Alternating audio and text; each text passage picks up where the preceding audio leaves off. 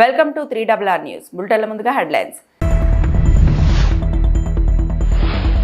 వాణిజ్యం సాంకేతికపై భారత్ బ్రెజిల్ కీలక ఒప్పందాలు.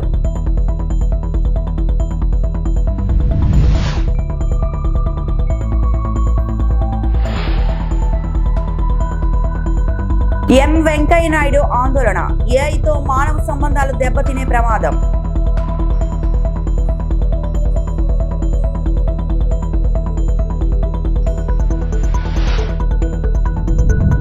కింజరపు రామ్మోహన్ నాయుడు శ్రీకాళహస్తీశ్వరుని దర్శనం, రేణిగుంట ఎయిర్పోర్ట్ అభివృద్ధిపై కీలక ప్రకటనలు. నరేంద్ర మోదీ మరియు బ్రెజిల్ అధ్యక్షుడు లూయిజ్ లూసియా లూలా దా సిల్వా మధ్య న్యూఢిల్లీలోని హైదరాబాద్ హౌస్ లో ప్రతినిధి స్థాయి ద్వైపాక్షిక చర్చలు ఘనంగా జరిగాయి. ఈ సమావేశంలో భారత్ బ్రెజిల్ సంబంధాలు మరింత బలోపేతం చేయడమే విస్తృతంగా చర్చించారు. ముఖ్యంగా వాణిజ్య విస్తరణ, రక్షణ సహకారం, వ్యవసాయ రంగ అభివృద్ధి, డిజిటల్ టెక్నాలజీ, కృత్రిమ మేధస్సు, పునరుత్పాదక శక్తి, వాతావరణ మార్పు వంటి కీలక అంశాలు చర్చకొచ్చాయి. ఇరు దేశాలు గ్లోబల్ సౌత్ దేశాల అభివృద్ధికి కలిసి పనిచేయాలనే సంకల్పాన్ని వ్యక్తం చేశాయి. అనంతరం భారత్ బ్రెజిల్ మధ్య పలు కీలక అవగాహన ఒప్పందాలు సంతకాలు జరిగాయి. ఈ ఒప్పందాలు వాణిజ్యం, సాంకేతిక పరిజ్ఞానం, విద్య, పరిశోధన మరియు సాంస్కృతిక మార్పిడి రంగాల్లో సహకారాన్ని పెంచే దిశగా కీలకంగా భావిస్తున్నారు. ఈ కార్యక్రమాన్ని ప్రధాని మోదీ, అధ్యక్షుడు లూలా ప్రత్యక్షంగా వీక్షించారు. बीते कुछ वर्षों में मुझे इनसे कई बार मिलने का सौभाग्य मिला है और हर मुलाकात के दौरान मैंने भारत के प्रति इनकी गहरी मित्रता और विश्वास को महसूस किया है। राष्ट्रपति लूला के इस दौर ने ऐतिहासिक एआई इम्पैक्ट समिट की शोभा भी बढ़ाई और हमारी रणनीतिक साझेदारी को नई ऊर्जा भी दी है। मैं उनकी मित्रता और दोनों देशों के संबंधों के प्रति कमिटमेंट के लिए राष्ट्रपति जी का आभार व्यक्त करता हूं। फ्रेंड्स, आज हमारी जो चर्चाएं हुई हैं उनमें हमने हर क्षेत्र में शेयर्ड पर्पस और शेयर्ड एस्पिरेशन से आगे बढ़ने पर विचार विमर्श किया है। ब्राजील लैटिन अमेरिका में भारत का सबसे बड़ा ट्रेड पार्टनर है। हम आने वाले 5 वर्षों में द्विपक्षीय व्यापार को $20 बिलियन के भी आगे ले जाने के लिए प्रतिबद्ध है। हमारा व्यापार केवल आंकड़ा नहीं, विश्वास का प्रतिबिंब है। राष्ट्रपति जी के साथ आया बड़ा बिजनेस डेलीगेशन इसी विश्वास को दिखाता है। भारत मर्कोसुर ट्रेड समझौते के विस्तार से हमारा आर्थिक सहयोग और सुदृढ़ होगा। टेक्नोलॉजी और इनोवेशन के क्षेत्र में हमारा सहयोग ప్రస్తుత పరిస్థితుల్లో ఏఐ మాట వింటేనే వణుకు పుడుతోందని మాజీ ఉపరాష్ట్రపతి వెంకయ్యనాయుడు అన్నారు. కృత్రిమ మేధతో మానవ సంబంధాలు మంటగలిసిపోతున్నాయేమో అని ఆందోళన వ్యక్తం చేశారు. విజయవాడలోని Parvataneni Brahmayya arts and science కళాశాలలో జరిగిన పూర్వ విద్యార్థుల స్వర్ణోత్సవ సంబరాల్లో వెంకయ్యనాయుడు పాల్గొన్నారు. ఈ సందర్భంగా ఆయన మాట్లాడుతూ నైతిక విలువలతో కూడిన ఏఐ అందించేలా ప్రభుత్వాలు, మేధావులు కృషి చేయాలని సూచించారు. అసత్య వార్తలు, తప్పుడు ప్రచారాలకు సోషల్ మీడియా వేదికగా మారిందన్నారు. రాజకీయ నాయకులు సోషల్ మీడియాలో ప్రవేశించి తప్పుడు ఆరోపణలు చేస్తున్నారని, అసభ్యకర భాష మాట్లాడుతున్నారని దుయ్యబట్టారు. సకల వృత్తి రంగాల్లో కార్మిక మార్కెట్లను కృత్రిమ మేధస్సు మునుపెన్నడూ చూడని రీతిలో మహావేగంగా విచ్ఛిన్నం చేస్తుంది. చాలా మంది ఉద్యోగాలను, ముఖ్యంగా వైట్ కాలర్ ఉద్యోగాలను సమీప భవిష్యత్తులోనే మటుమాయం చేస్తుందని ఆయన డేరియా గారు పేర్కొన్నారు. ఈ యొక్క సంభావ్య వాస్తవం భయం కలిగించడం లేదా?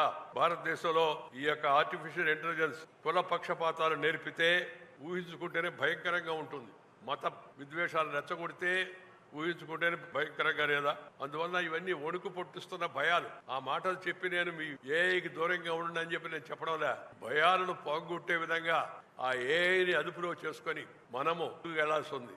ఇవన్నీ ఉద్యోగాలది ఒక్కొక్క ఆందోళన అయితే నా మనసులో ఇంకొక ఆందోళన ఉంది. ఏఐ వస్తే ఎక్కువ వాయు వరుసలు మర్చిపోతారేమో భయం నాకు. ఎప్పుడు ఎవరు ఏం చేస్తారో తెలియదు. నీలాగా ఇంకొకటి రావచ్చు ఇంట్లోకి. తప్పుడు పని చేసి ఇంకొక మనిషిగా మారిపోవచ్చు. నువ్వు చేస్తున్నట్టుగా అనిపించవచ్చు, వినిపించవచ్చు. దీనికి పరిష్కార మార్గం ఏమిటి? దీన్ని నైతిక పద్ధతుల్లో విలువలతో కూడిన సాంప్రదాయబద్ధంగా ఏఐని ఎలా ఉపయోగించాలి, ఇది మన ముందున్నట్టు సవాల్ ఇవ్వాలి. ప్రధానమంత్రి గారు కూడా దాని గురించి ప్రస్తావించారు. ప్రధానమంత్రి గారు కానీ లేదా మన ముఖ్యమంత్రిగా ఉన్న చంద్రబాబు నాయుడు గారు కానీ ఏఐ రంగంలో ఉన్న వాళ్ళందరూ కూడా, ఈవెన్ సుందర పిచాయ్ గారు కూడా మాట్లాడారు నిన్న. వీళ్ళందరికీ కూడా దీనిపైన మరింత దృష్టి పెట్టాల్సి ఉంది. లేకపోతే అది ఒక మహాభూతమై సమాజాన్ని సంక్షిప్త మార్గంలోకి తీసుకెళ్తుందేమో అని చెప్పి నేను ఆలోచన వస్తే భయం కలుగుతుంది. వెంకయ్యనాయుడు గారు మీరు ఇంత భయపెడుతున్నారు ఎందుకు? నేను భయపడడం లేదు, నేను భయపడుతున్న మాట వాస్తవమే. అయ్యా, భయం ఇతరులకు కలగకుండా మార్గం చూడండి అని చెప్తున్నాను. ఈ సోషల్ మీడియా వచ్చింది, బాగుంటుంది అనుకున్నారు అందరూ. సోషల్ మీడియా కాస్త యాంటీ సోషల్ మీడియాగా తయారైంది. ఏదంటే అది పెట్టేస్తున్నారు. మీరు చూడండి, యూట్యూబ్ చూస్తారు, హెడ్డింగ్ చాలా ఆకర్షణ ఉంటుంది, లోపల చూస్తే అదే ఉండదు. పైన పటారం లోన లొటారం అని ఒక సామెత ఉంది. అలాగే పైన హెడ్డింగ్లో ఒకటి ఉంటుంది, లోపల అదేమి లేదు. దాంతోపాటు రాజకీయ నాయకులు ఇప్పుడు సోషల్ మీడియాలో ప్రవేశించారు. వావి వరుసలు మాని అన్ని రకాలంటే తప్పుడు ఆరోపణలు చేసుకుంటూ ఉన్నారు. ఆ భాష కూడా వినడానికి కూడా అసహ్యంగా, వాసన చూడడానికి కబ్బు కొట్టే విధంగా కొందరు మాట్లాడుతున్నారు. నాయకులని చెప్పుకునేవాళ్ళు ఈ సోషల్ మీడియా దాన్ని ప్రచారం చేస్తుంది విస్తృతంగా. వాళ్ళు ఇటన్నారని వీళ్ళు ఇటన్నారని వాళ్ళు ప్రచారం చేస్తున్నారు. ఈ ప్రభావం సమాజం మీద, పిల్లల మీద, లేత మనసుల మీద ఎలా పడుతుందనే విషయాన్ని గురించి వాళ్ళు ఆలోచిస్తున్నట్టుగా అనిపించడం లేదు. వాడి నాయకులేనా అనిపిస్తుంది. కేంద్ర పౌర విమానయాన శాఖ మంత్రి కింజరపు రామ్మోహన్ నాయుడు కుటుంబ సమేతంగా శ్రీకాళహస్తీశ్వర ఆలయంలో స్వామి అమ్మవారిని దర్శించుకున్నారు.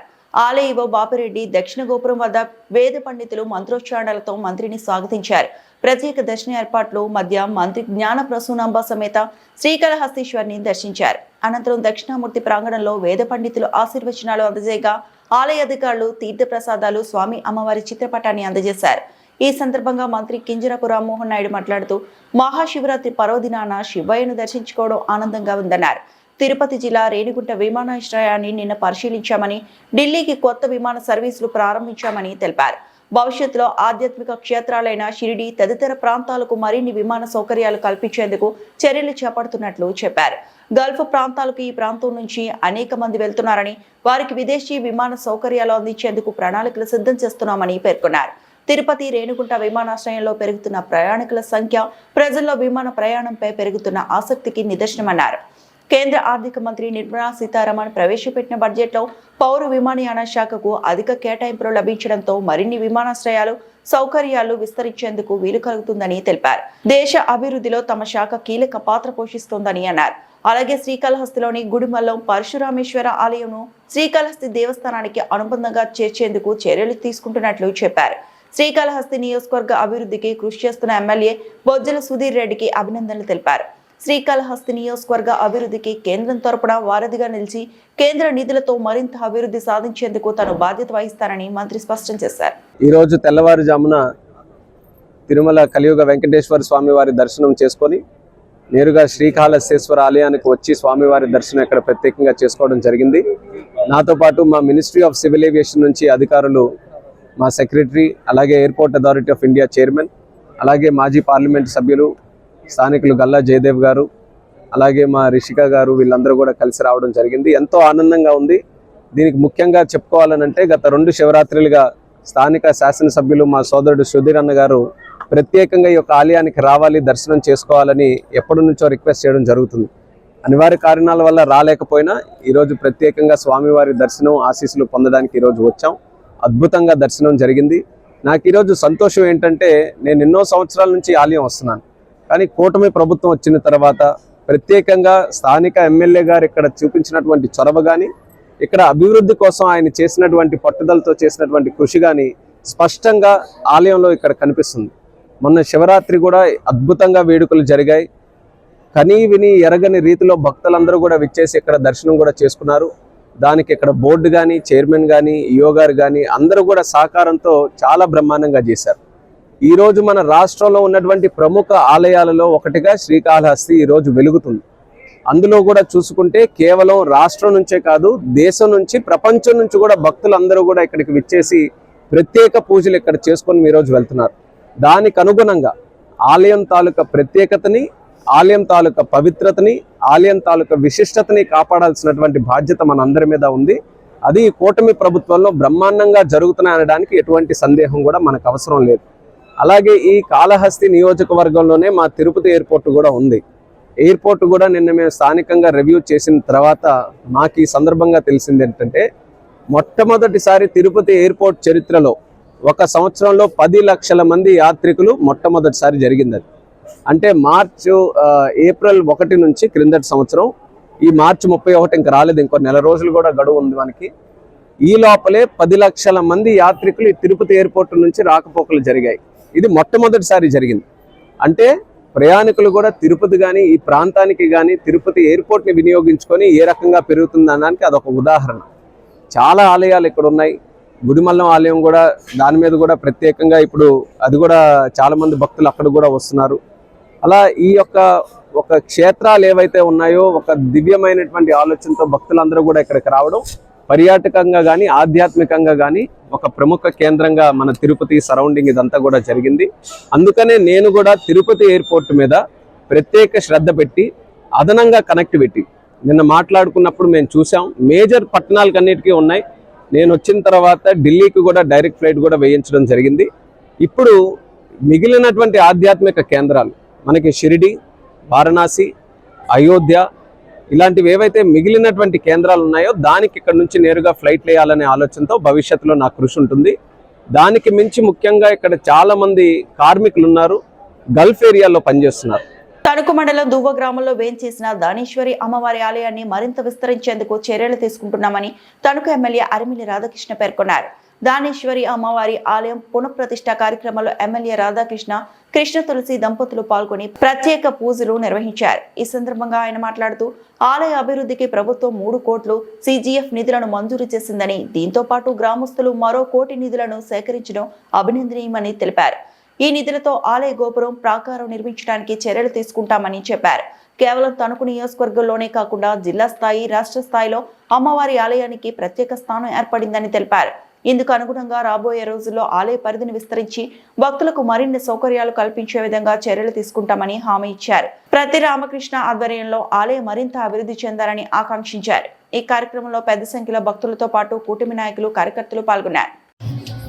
మన దువ్వ గ్రామంలో వేంచేసి ఉన్నటువంటి శ్రీ శ్రీ శ్రీ దానేశ్వరి అమ్మవారి ఆలయ విగ్రహ పునఃప్రతిష్టాపన కార్యక్రమాన్ని ఎంతో వైభవంగా మనందరం కూడా నిర్వహించుకుంటున్న సందర్భంలో అందరికీ కూడా శుభాకాంక్షలు తెలియజేసుకుంటూ, ముఖ్యంగా దానేశ్వరి అమ్మవారి అంటే ప్రతి ఒక్కరికి కూడా ఒక విశ్వాసం, ప్రతి కుటుంబానికి ఒక నమ్మకం.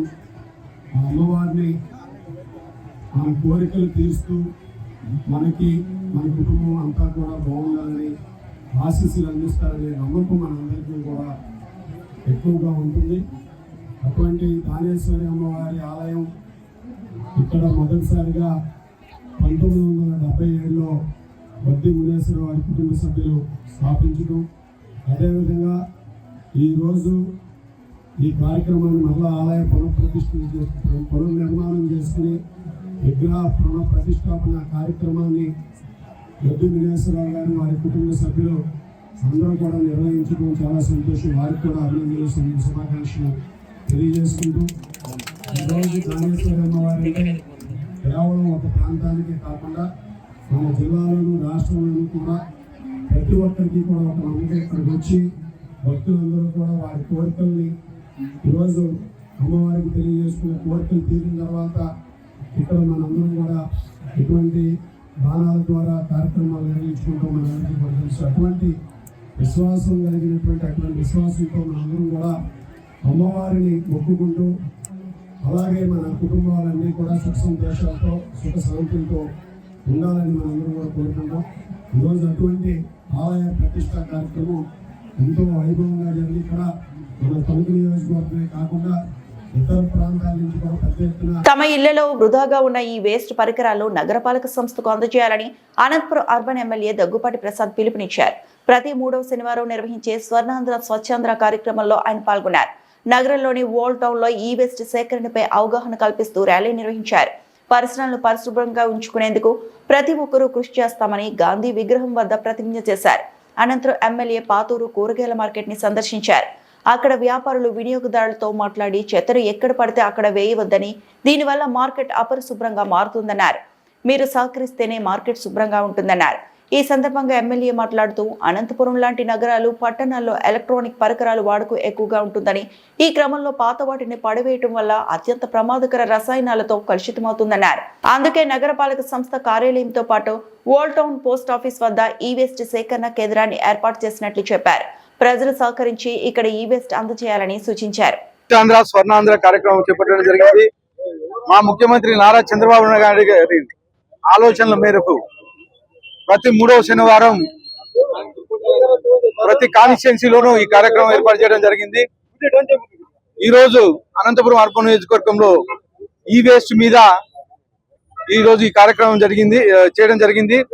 ముఖ్యంగా అంటే ఈ ఎలక్ట్రానిక్ సంబంధించిన వేస్ట్ ఎవరు ఇళ్లలో ఉన్నా గానీ, మా మున్సిపల్ సిబ్బంది కాల్ చేసినా గానీ, లేకపోతే మున్సిపల్ ఆఫీస్ లో కౌంటర్ పెట్టాము, ఆ కౌంటర్ తీసుకొచ్చి ఇచ్చినా కానీ కలెక్ట్ చేసుకొని ఈ వేస్ట్ ఏదైతే ఉందో దాన్ని ఒక చోటు చేర్చి మొత్తం అంతా మా స్వచ్ఛాంధ్ర కార్పొరేషన్ పంపించడం జరుగుతుంది. ముఖ్యంగా ఈరోజు మా తెలుగుదేశం ప్రభుత్వం వచ్చిన తర్వాత మా ముఖ్యమంత్రి నారా చంద్రబాబు నాయుడు గారి ఆలోచనల మేరకు ఈ కార్యక్రమం చేపట్టడం జరుగుతూ ఉంది. ముఖ్యంగా అంటే పల్లెల్లో అయితేమి, పట్టణాల్లో అయితేమి ప్రతి 3వ శనివారం చేయడం జరుగుతూ ఉంది. ముఖ్యంగా పబ్లిక్ కి అవేర్నెస్ ప్రోగ్రామ్ అంటే లీడర్లు కానీ అలాగే మా ఆఫీసర్స్ కానీ వెళ్ళి ప్రతి ఇంటికి డోర్ టు డోర్ క్యాన్వాస్ చేసి పబ్లిక్ అవేర్నెస్ చేసే కార్యక్రమం అని చెప్పేసి తెలియజేస్తూ ఈ అవకాశం ఇచ్చిన అందరికీ ధన్యవాదాలు తెలుపుతున్నాను. పశ్చిమ గోదావరి జిల్లా నర్సాపురంలో ప్రయోగాత్మకంగా డ్రోన్ సాయంతో కొత్త విద్యుత్ లైన్ ఏర్పాట్లు ప్రక్రియను చేపట్టారు. నర్సాపురం నుంచి ఎలమంచలి సబ్ స్టేషన్ వరకు సుమారు 15 కిలోమీటర్ల మేర 11 kV కొత్త విద్యుత్ లైన్ బిగిస్తున్నారు. ప్రయోగాత్మకంగా డ్రోన్ సాయంత్రం చేపడుతున్న ఈ పనులు శరవేగంగా సాగుతున్నాయి. రోజుకు కిలోమీటర్ మేర కొత్త విద్యుత్ వైర్ను బిగిస్తున్నారు. 10 మంది కార్మికులు చేయాల్సిన పని 2 కార్మికులు డ్రోన్ సాయంతో చేపడుతున్నట్లు ఈపీడీసీఎల్ ఎగ్జిక్యూటివ్ ఇంజనీర్ మధుకుమార్ చెప్పారు.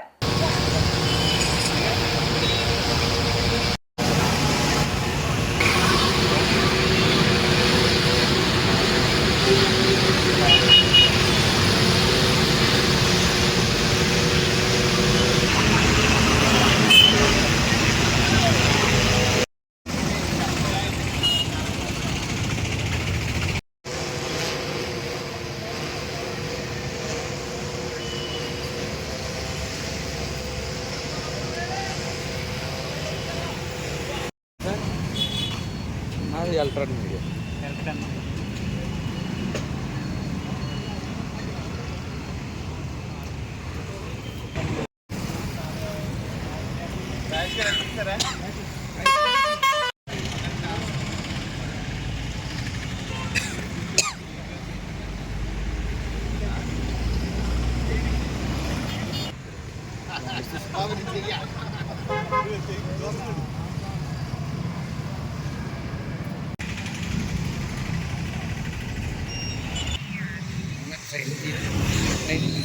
ఆపరేటర్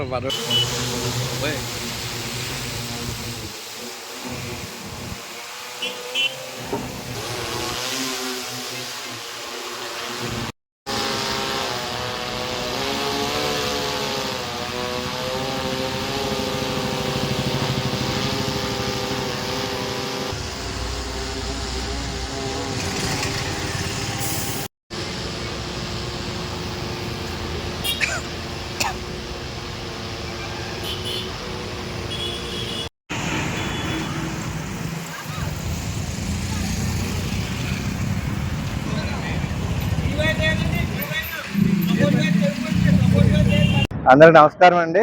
ఈరోజు ఈ ఉభయ పశ్చిమ గోదావరి జిల్లాలో మొట్టమొదటిగా డ్రోన్ టెక్నాలజీ వాడి ఈ యొక్క కొత్తగా లైన్ వేసే ఒక టెక్నాలజీ ప్రకారం ఈ లైన్ వర్క్ చేస్తున్నాము. దీనివల్ల ఏంటంటే 3 గంటలు పట్టే పని కేవలం ఒక పావు గంట 20 నిమిషాల్లో ఆ డ్రోన్ సహాయంతో మనం చేస్తున్నాం. దీనివల్ల ఏంటంటే ఏదైనా కొత్త లైన్ లాగినప్పుడు ఆ లైన్లో ఉన్నటువంటి ఫీడర్లన్నీ సప్లై ఆపి చేయడం జరుగుతుంది. ఇది ఇలా మనం ఫాస్ట్గా చేయడం వలన ఆ యొక్క అంతరాయాన్ని మనం తగ్గించగలుగుతాము. అదేవిధంగా ఈ కండక్టర్ కూడా నలిగిపోకుండా మంచిగా నీట్ గా అయ్యేలాగా కూడా దీన్ని ఉపయోగపడుతుంది. అదేవిధంగా వినియోగదారులకు కూడా అంతరాయం బాగా తగ్గుతుంది. తొందరగా ఎటువంటి లైన్ అయినా కొంచెం త్వరగా లైన్ కంప్లీట్ చేయడానికి ఈ టెక్నాలజీ మనం కొత్తగా ప్రయోగం చేసాము. అది సక్సెస్ అయింది. ఈ యొక్క నర్సాపురం డివిజన్ లో ఈ యొక్క కాజా అనే సబ్స్టేషన్, నర్సాపురం నుంచి కాజా అనే సబ్స్టేషన్ కి మనం కొత్తగా 33 kV ఇంటర్లింకింగ్ లైన్ వేస్తున్నాం. ఆ లైన్ దగ్గరగా 60 లక్షల ఖర్చుతో ప్రభుత్వం శాంక్షన్ ఇచ్చింది. ఆ లైన్ వేయడానికి ఈ టవర్ల మీద లైన్ లాగాలన్నమాట. అది త్వరగా అవడానికి ఈ యొక్క వేసవి కాలం యొక్క ఎద్దడిని తట్టుకోవడానికి ఈ యొక్క లైన్ చాలా అవసరం.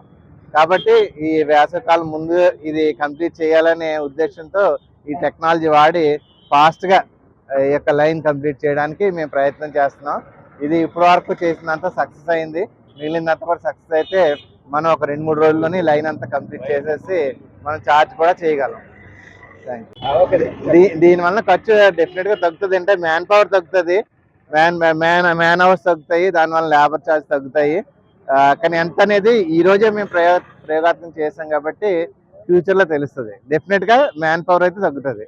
అంటే మనుషులు చేసే పని డ్రోన్ తో చాలా ఈజీగా చేయగలుగుతాం. పశ్చిమ గోదావరి జిల్లాలో వార్షిక తనిఖీల్లో భాగంగా ఆచంట పోలీస్ స్టేషన్ ను ఏలూరు రేంజ్ ఐజీ అశోక్ కుమార్, జిల్లా ఎస్పీ అద్వాన్ నయీం అస్మీద్ సందర్శించారు. ముందుగా పోలీస్ స్టేషన్ ఆవరణలో మొక్కలు నాటారు. అనంతరం స్టేషన్లోని కీలక దస్తాలు, నమోదైన కేసులు, క్రైమ్ రేట్ వివరాలను ఐజీ పరిశీలించారు. మీడియా సమావేశంలో ఐజీ అశోక్ కుమార్ మాట్లాడుతూ ఆచంట మోడల్ పోలీస్ స్టేషన్ లో సిబ్బంది నేర నియంత్రణలో చురుగ్గా పనిచేస్తున్నారని తెలిపారు. గంజాయి అక్రమ రవాణా, మహిళల భద్రతపై ప్రత్యేక దృష్టి పెట్టినట్లు చెప్పారు. జిల్లాలో తరచూ ప్రమాదాలు జరిగే 23 బ్లాక్ స్పాట్స్ గుర్తించామని, వాటిలో ఎక్కువగా నర్సాపురం టౌన్ లో ఉన్నాయని వెల్లడించారు. పెంటపాడు, తణుకు, తాడేపల్లిగూడెం ప్రాంతాల్లో కూడా బ్లాక్ స్పాట్స్ ఉన్నాయని తెలిపారు. స్టేట్ హైవే, NHA అధికారులతో కలిసి ప్రమాదాల విచారణకు చర్యలు తీసుకుంటామని చెప్పారు. విజువల్ పోలీసింగ్ కు ప్రాధాన్యత ఇస్తున్నామని, తణుకు, భీమవరం పోలీస్ స్టేషన్ ను మోడల్ స్టేషన్లుగా అభివృద్ధి చేస్తామని తెలిపారు. డ్రోన్ పోలీసింగ్ ను విస్తృతంగా వినియోగించినట్లు చెప్పారు. కొద్ది నెలల్లో కానిస్టేబుల్ శిక్షణ పూర్తయి కొత్త సిబ్బంది స్టేషన్ కు వస్తున్నారని ఐజీ వెల్లడించారు. ముఖ్యంగా గత 3 సంవత్సరాలుగా 2023, 24, 25 సంవత్సరాల్లో జరిగిన యాక్సిడెంట్స్ డేటాను బట్టి అన్ని జిల్లాల్లో కూడా ఎక్కడెక్కడ బ్లాక్ స్పాట్స్ ఉన్నాయని, అంటే ప్రమాదాలు తరచు జరిగే ప్రదేశాలని గుర్తించడం జరుగుతూ ఉంది. దాంట్లో వెస్ట్ గోదావరి జిల్లాలో 23 బ్లాక్ స్పాట్స్ ని గుర్తించడం జరిగింది. సో దీంట్లో ఎక్కువగా మనకి నర్సాపూర్ టౌన్ పోలీస్ స్టేషన్ లో ఎక్కువ బ్లాక్ స్పాట్స్ ఉన్నాయి. Pentapadu, next Tanuku rural, Tanuku town, Tadepalligudem ఈ ఏరియాలో ఎక్కువ హైవేస్, స్టేట్ హైవేస్ ఎక్కువ ఉండడం వల్ల ఇంకా ఎక్కువ బ్లాక్ స్పాట్స్ మనకి ఉన్నాయి. సో వీటన్నిటిని కూడా మేము కలెక్టర్ ద్వారా రోడ్ సేఫ్టీ మీటింగ్ లో రివ్యూ చేయించి concern national highway authorities, state highway authorities తోటి వీటిని రెక్టిఫై చేసి నెక్స్ట్ ఇయర్, అంటే ఈ సంవత్సరం లోపల వీటిని రెక్టిఫై చేసి మళ్ళీ ఈ బ్లాక్ స్పాట్స్ లో, అంటే ఇక్కడ ఈ ప్రదేశాల్లో యాక్సిడెంట్స్ జరగకుండా మేము చర్యలు తీసుకోవడం జరుగుతుంది. ముఖ్యంగా అనాలిసిస్ లో మనకు తెలిసింది ఏంటంటే సాయంత్రం పూట, ఈవినింగ్ బిట్వీన్ 6 to 9 ఎక్కువ యాక్సిడెంట్స్ జరుగుతున్నాయని మనకు అనాలిసిస్ లో వచ్చింది. సో ఆ టైంలో ఎక్కువగా విజిబుల్ పోలీసింగ్, తర్వాత వెహికల్ చెకింగ్స్ అవి కూడా అన్ని జిల్లాల్లో కూడా ఇంటెన్సిఫై చేయడం జరుగుతూ ఉంది. మనకు వేరే జిల్లాలో చూస్తే ప్రైవేట్ బస్సులు అప్పుడప్పుడు తరచుగా యాక్సిడెంట్స్ అవుతా ఉన్నాయి.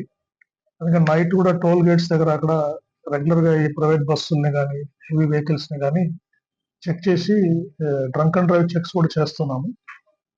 తర్వాత స్టాప్ వాష్ అండ్ గో, అంటే ఆపి అక్కడ ముఖం కడగడము నీళ్ళతోటి, ఈ కార్యక్రమాలు కూడా చేయడం వల్ల రాత్రిపూట కొద్దిగా యాక్సిడెంట్స్ తగ్గాయి.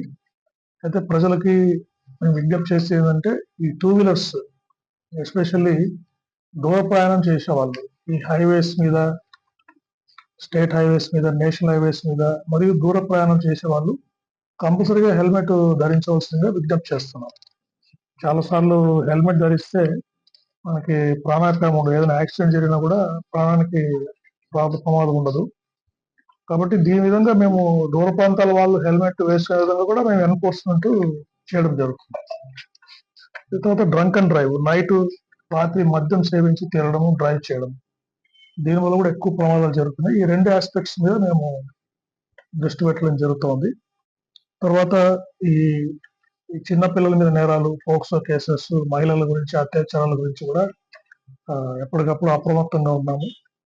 ఎవరైతే ఇటువంటి నేరాలు చేశారో వ్యక్తులు, వాళ్ళ మీద షీట్స్ కూడా ఓపెన్ చేయడం జరిగింది.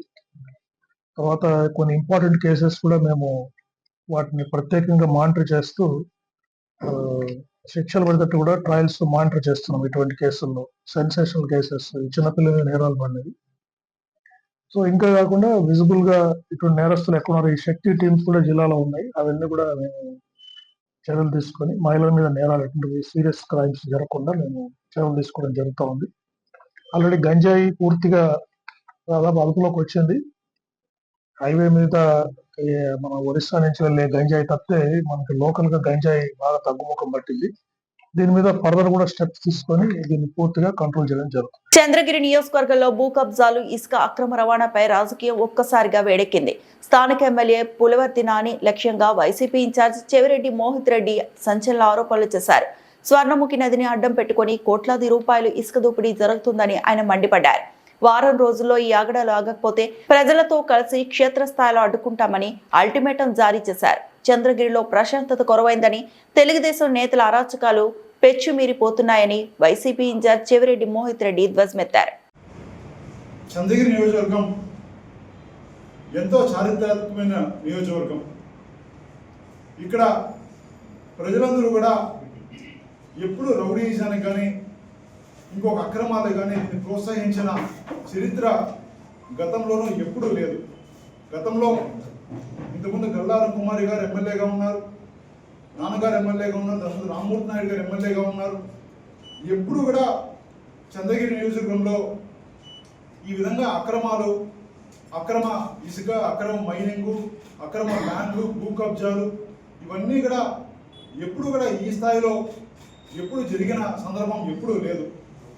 ఈరోజు ఇప్పుడున్న ప్రస్తుత ఎమ్మెల్యే పులివర్తి నాని గారు వాళ్ళ కార్యకర్తల్ని ప్రోత్సహించి మొత్తం చంద్రగిరిలో 25 పాయింట్లు, అంటే ఒక్కొక్క మండలంలో 7 నుంచి 8 పాయింట్లు, మీ అందరూ కూడా ఇక్కడ ఫోటోలు చూడొచ్చు. వాళ్ళు ఏ విధంగా ఏ పాయింట్లో ఏ విధంగా వాళ్ళు మట్టి ఇసుక తవ్వుతున్నారు అని చెప్పి. కొన్ని పాయింట్లు మీకు ఉదాహరణ చెప్పాలంటే రామచంద్రాపురం మండలం, చంద్రగిరిలో ఒక మండలంలో గణేష్పురం గుండోడి కాలం అని చెప్పి ఒక పంచాయతీలో ఇక్కడ ఈ గ్రావెల్ అనేది కొన్ని గుట్టలు, చాలా గుట్టలంతా ఉన్నాయి అక్కడ. ఆ గుట్టలంతా తవ్వేసి ఆ మిగిలిన ల్యాండ్ ఈరోజు వాళ్ళు సదరం చేసుకొని భూ కబ్జా చేయడం జరిగింది. అంటే ఒక గ్రావెల్ తవ్వడమే తప్పుడుగా ఈ విధంగా టిప్పర్లు పెట్టి ఇవన్నీ పెట్టి తవ్వడమే తప్పు అంటే, ఆ తవ్వేసి దాన్ని చెదురు చేసి ఈరోజు పూర్తిగా దాన్ని వ్యవసాయం పండించుకొని టీడీపీ నాయకులు కొంతమంది దాన్ని భూ కబ్జా చేయడం జరిగింది. శ్రీరామాపురంలో ఎకరా 3 నుంచి 4 కోట్ల రూపాయలు ఈరోజు లోపల వేసుకున్నా కూడా కాస్ట్ ఉంటుంది. అలాంటి చోట సుమారు 10కి పైగా ఈరోజు గుట్టలు తవ్వి అక్కడంతా కూడా ఆ ల్యాండ్ని కబ్జా చేయడం జరిగింది. అదేవిధంగా శ్రీకాళేపల్లి, అదేవిధంగా రాయల చెరువు, ఇట్లా ఈ విధంగా చెప్పుకుంటా పోతే ఒకటి కాదు, మొత్తం రామచంద్రాపురంలో ఎక్కడెక్కడైతే గుట్లు ఉంటాయో ఈరోజు 90% గుట్లన్నీ కూడా వాళ్ళ కార్యకర్తలను ముందు పెట్టి కొంతమంది ఈరోజు ఈ విధంగా ఎమ్మెల్యే గారు ఈ విధంగా చేస్తున్నారు. అదేవిధంగా చంద్రగిరిలో కూడా ఈరోజు మీరు చూస్తే రంగంపేటలో నాగపట్ల చెరువు, మీకు అందరూ తెలిసి గతంలో నాగపట్ల చెరువులో 2024 సంవత్సరంలో మొదటి జనవరిలో అట్లా ఒక పిల్లడు ఒక అతను చనిపోతే ఇదే ఎమ్మెల్యే గారు వచ్చి ఆ రోజు ఇది తప్పని చెప్పి ఈ విధంగా ఎక్కడో ఎవరో తవ్వుంటే మా మీద నిందలేసి ఆ రోజు ఆ పెట్రోల్ బాటిల్ ముందర పెట్టుకొని ఆ పోలీస్ స్టేషన్ ముందర కూర్చొని ధర్నా చేయడం జరిగింది. ఈరోజు చూస్తే అదే ఎమ్మెల్యే గారి ప్రోత్సాహంతో ఆ రోజు ఎవరైతే ఆ ధర్నాలో కూర్చున్నారో వాళ్ళందరూ కూడా ఏదో ప్రత్యక్షంగా వచ్చి కొన్ని 100 టిప్పర్లు పెట్టి ఈరోజు అక్కడి నుంచి గ్రావెల్ ఎత్తున్నారు. ఎత్తడమే కాదు, పోయిన వాళ్ళని దాడులు చేస్తున్నారు. మీడియా ప్రతినిధులు కూడా అక్కడ పోతే దాడులు చేసే ప్రయత్నం చేస్తున్నారు. అక్కడ ఒక్కటే కాదు, చంద్రగిరిలో ఇందిరమ్మ కాలనీలో మల్లయ్యకుంట అనే ఒక ప్రాంతంలో, అదేవిధంగా పత్తి గుంట అని చెప్పి చంద్రగిరి టౌన్లో భీమవరం ఫారెస్ట్ ఎక్కడైతే నారావారిపల్లి ఉందో చంద్రబాబు నాయుడు గారి ఊరు పక్కనే భీమవరం ఫారెస్ట్, ఆ ఫారెస్ట్లో కూడా వాళ్ళు ఎత్తే ప్రయత్నం చేస్తున్నారు. ఇది మొత్తంగా గ్రావెల్ ఎత్తే ప్రయత్నం చేస్తున్నారు. ఒక గ్రావెలే కాదు, శాండ్ కూడా, అంటే చంద్రగిరి మొత్తం కూడా రివర్ బేస్, అంటే మొత్తం కూడా సోనముఖి రివరు ఆ మూల నుంచి అక్కడెక్కడో భీమవరం నుంచి ఇక్కడ తిరుచానూరు ఎండింగ్ వరకు మొత్తం కూడా చంద్రగిరిలో రివర్ బేస్ ఉంటుంది. కొన్ని 10 కిలోమీటర్లు రివర్ బేస్ ఉంటుంది. ఆ రివర్ బేస్లో ఎక్కడైతే నీళ్లు తక్కువ ఉంటాయో అక్కడ విపరీతంగా. ఈ వార్తలు ఇంతటితో సమాప్తం.